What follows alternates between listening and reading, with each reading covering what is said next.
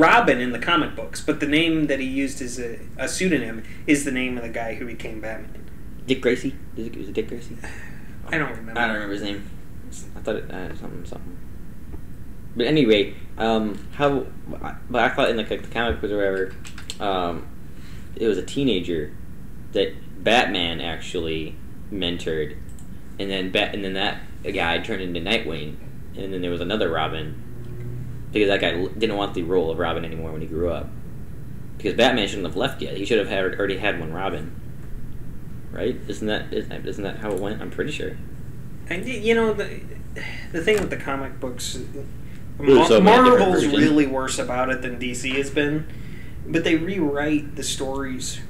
Mm-hmm. Well, it's because Marvel got bought out by Disney after they booted it.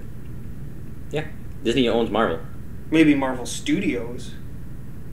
Yeah, doesn't that bring all the rights of Marvel that they have? I don't think so. Why wouldn't it? Why would they buy out Marvel and not buy everything that Marvel owns? Well, Marvel Studios is the film productions part of Marvel. Ooh, yeah, you're right. So I don't know if they own Marvel. Why wouldn't they? I don't know. I hope they don't. That would be cool if they didn't. Is Marvel still independent? Or not independent, but like not owned by a giant company. I heard they're coming out for a new Superman movie. They're going to reboot Superman, possibly reboot Fantastic Four. Yeah. Because the actor was played in Captain America, was also the actor who played in Johnny Storm, whatever his name was. What are you looking up over there?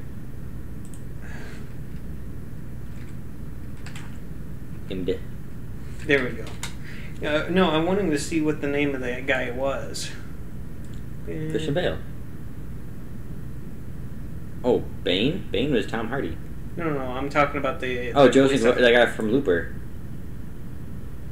Was he the one playing? Oh, I didn't realize that's who that was when I was watching it, because I like him. Exactly. Nobody knows because he's too old to be Robin. That's why he's way too old. He should be a teenager. He's not a teenager. That guy's like 30, 26, something. I don't even know. Right? Yeah, well, no, I didn't realize it was Joseph Gordon-Levitt playing the guy. I like Joseph Gordon-Levitt, but it didn't... You did not realize that. He's a very distinct face. Spacey? I don't know. I just... Spacey. I was, I guess, thrown off by the Batwing. I don't know. It didn't feel like a Batman movie to me, and maybe that was distracting me from realizing who was... Yeah, it was... I don't know. I thought it was a pretty good movie. I just... the way they wrapped it up was kind of weird. No, I'm pretty sure that the character of Blake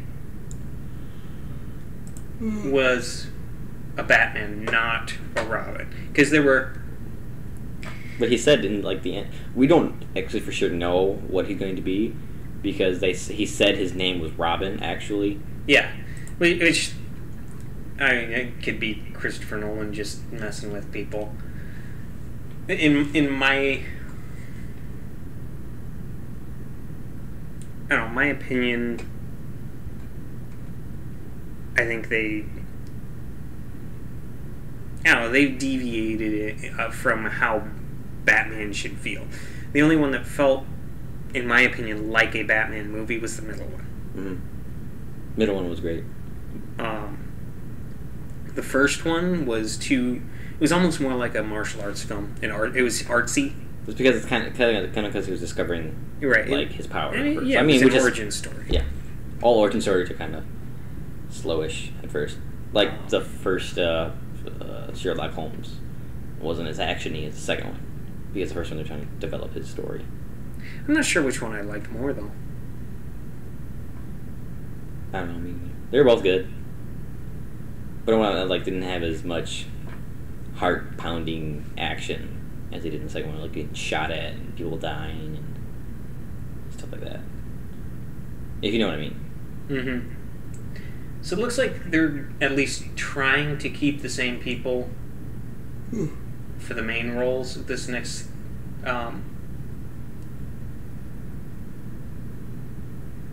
Star Trek. Sorry. Keep your stars right, man. Gosh. I don't know. I don't like the idea of them remaking Wrath of Khan, but maybe that's because a little bit of a Trekkie, not hardcore Trekkie, but I don't think the original Star Treks should be messed with. Now, if they're, and this is another thing that I don't know that I like the idea of, but if they're going off the premise that the events of the first one that they did altered the Star Trek timeline. Yeah.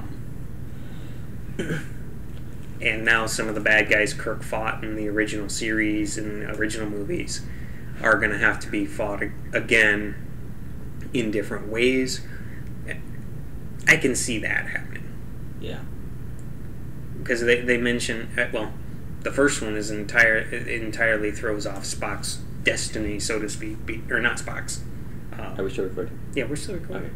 It entirely throws off Kirk's destiny because his father dies, and in the original, his father was alive, and what inspired him to join Star Command. What's his name? Spoiler alert! What's his name died, and then came back. So what's his name? Spock dies and then comes back or whatever. Way in the originals. Yeah. But then, yeah, they've already messed with the timeline. So if they're using that as an excuse, he came back and he was all old and stuff like that from the movie. Yeah, Leonard Nimoy. Oh, I forgot they're booting it up from that one. I'm thinking of all the old stuff. I forgot they came with a new one that I just watched that. Yeah, the new one's what they're going to go from, and I think that's why they're going to try and get away with doing things like Wrath of Khan and stuff, remaking them. I got a question. I was getting into a really big debate with my friend here. Actually, not really. He was saying, people are saying that The Last of Us is the best looking game ever, which it looks freaking amazing for the PS3. Oh, excuse me. Which is probably why you haven't heard anything about it. Yeah. For the PS3. But it's a great looking game. You should watch the trailer sometime. And he said, obviously people have never heard of Crysis. And I said, well, if you're comparing the old Crysises to this new The Last of Us movie, I was like, you're zooted. This new, I keep saying Far Cry. This new Last of Us game looks amazing and it looks beautiful.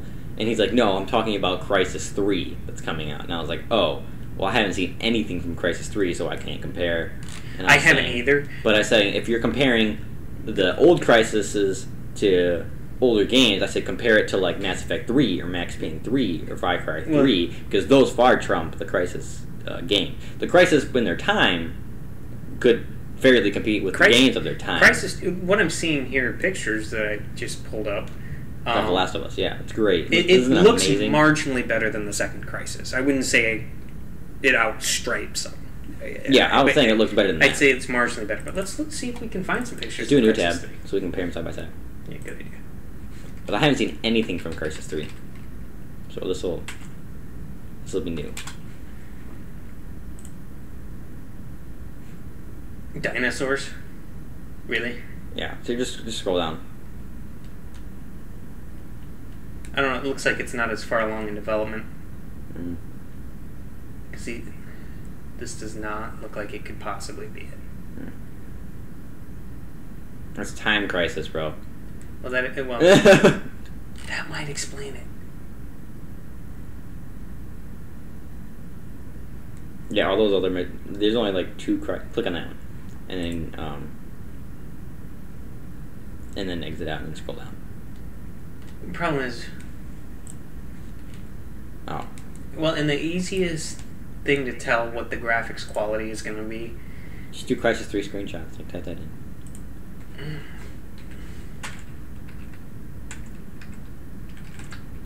I mean, there's got to be some. It's coming out 2013, right? There you go. There we go. I was misspelling it. But the easiest way to tell how the graphics is shots of the landscapes, and then B, human faces, which is going to be hard to find in Crysis by comparison. But what I'm talking about is when I think of images, I don't think of cutscenes. I think of actual gameplay. And for that, I know Crysis is going to do a lot with the cutscenes and make them look good, but the actual gameplay isn't going to look as good as screenshots. Because everything I've seen from The Last of Us, the screenshot and the cutscenes look exactly like the gameplay.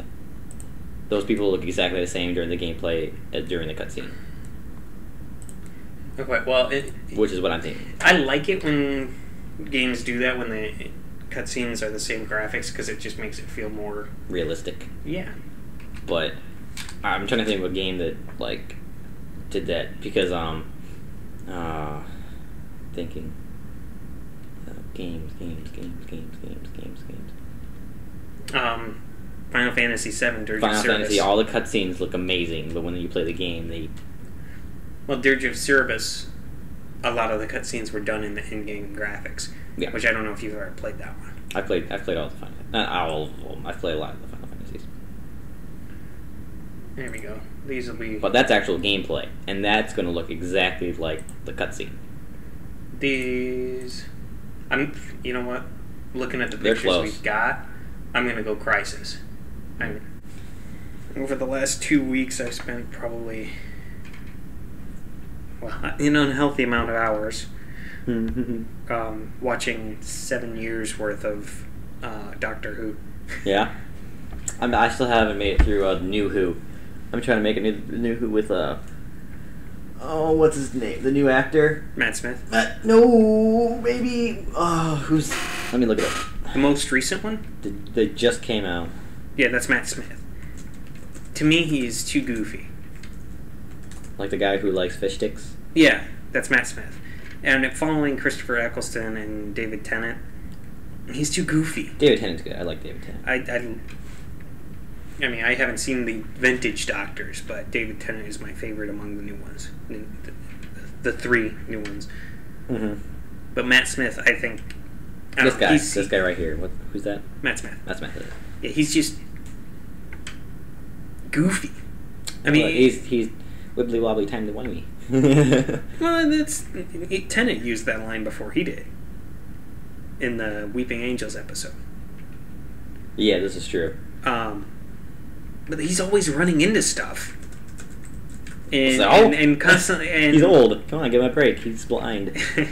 No, he regenerates and solves that problem for himself. But he's always running into stuff. He's always getting himself into more trouble than he ever has in the past. He's always... I don't know. I think he's goofy. He comes off like he's lost his mind a little bit. I don't know. I guess they're trying to broaden their spectrum, because the new Who might be really serious. It just depends, because all the Who's have slightly different. Yeah, well, I think this one is meant to gear towards the audience of the younger generation. I think it's meant to gear towards teenage girls more by having handsome guy. Smith. But David Tennant was kind of that way too. He's kind of hot. David Tennant's hot. Yeah, I mean, the old Doctor Who my dad loved, but now he really doesn't like watching it. I mean, he'll come down and watch it a couple times if I'm watching it, but he doesn't get into it like he did back then. Mm-hmm. I mean, I guess they're just gearing it away from them now and trying to get to the new audience. Well, and I mean, they grew up, and this is how media always works. They grew up on TV made by their parents' generation. Mm-hmm. And then they grew up, their generation grew up, and are now making TV for our generation. Media for our generation. And so it's really, I guess he doesn't like the product of his generation, is what it amounts to. Yeah. And it's what we're used to seeing. Yeah. Because I mean, if you guys were to sit down and have a conversation about which Terminator's the best, he'd probably pick 1 or 2, whereas you'd probably say Salvation was your favorite. I like the one where he got sent back to protect the little kid. Which one was that? That was 2. I like that one. Which I'm gonna say 2 was probably my favorite. Yeah, I like that one. But the one with like the chick, the chick version that was sent back to kill him again. That was 3, and that was bad. I didn't really like that one. But like, I'm looking up here and I see all these movies that you have, like X-Men, Despicable Me, Italian Job, Hulk, Inception, iRobot, Proposal, Prince of Persia. All those movies I love, but I mean, I think he would watch them. I just don't think he would enjoy them as much as me. Yeah, and the same story goes for if you start pulling movies off the shelves from the 80s and 90s. Yeah, Smoking at the Bandit came on a while ago when we were watching it, and he loved that movie. He was laughing so hard, and I was like, some of the jokes, I don't get it. I mean, like, he'd have to explain some of the stuff to me. But I mean, it was an enjoyable movie. I enjoyed it, but I don't think I enjoyed it as much as he did. You know what I'm saying? So, I see where you're going with that. Yeah. But, all right. Anyway, thanks for listening. Thanks for listening. All right. Ta-ta. Bye-bye.